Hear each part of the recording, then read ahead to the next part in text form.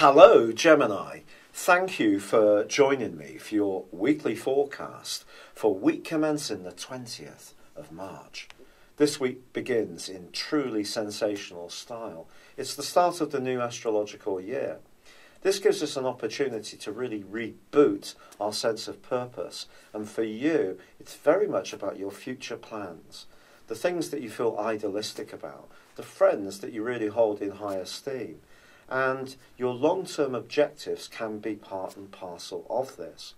But on the same day, on the first day of this week, there is a quick quarter moon in a rather passionate and heavy sign for you of Capricorn.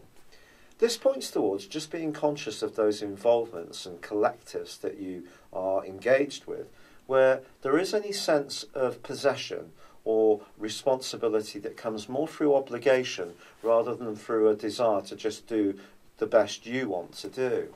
So if there is a situation where there's some undercurrents or some politics, just be mindful of it. I think the relationships you need in terms of your friendships are the people who accept you for who you are, who share your values, who you can come together with in a joyful way. And this week, certainly as the advancing sun meets the retreating Venus, there's a great opportunity to get together with the people that really do count for you. But also, Mercury, your ruler, is going to be encountering Uranus, the planet of restlessness. Now, it's possible that you're going to have some dazzling ideas towards the back end of this week.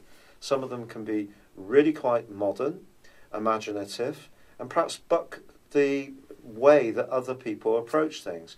But if that's the case, don't hold back. Go for it. This is the perfect time to let the original part of your nature find its voice. However, Jupiter, the planet of growth, which is in a magical part of your scope, but has itself been tracking backwards, has been in an opposition with Uranus for some months. That starts to fade away in the middle of this week, suggesting there'll be less switchbacks around the kind of associations you keep.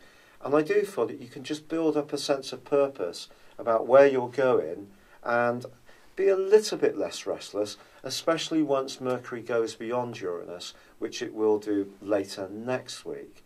So if you do find yourself dashing around a little bit, buzzing from one crowd to the next, it wouldn't be a surprise. But I think over the next couple of weeks, that is going to settle down a little bit. Now, Jupiter does, however, continue to right angle or square with Pluto, which can give you a sense of needing recognition or reward for your creative talents. Or in your love life, it can see you pulled magnetically towards someone who really takes your fancy. But just think, the logical energy that's coming in for you this week with the Sun and its newly found status in the sign of Aries can help you to be a bit more differentiating in your approach to things. And that is a good thing. It can bring the airy part of your nature to life. Discussion, concepts, anything which really gets you excited is what you're going to be invigorated by. And anything which has seemed a bit dull, stayed, and lost its impetus is what you can let fade out of your situation.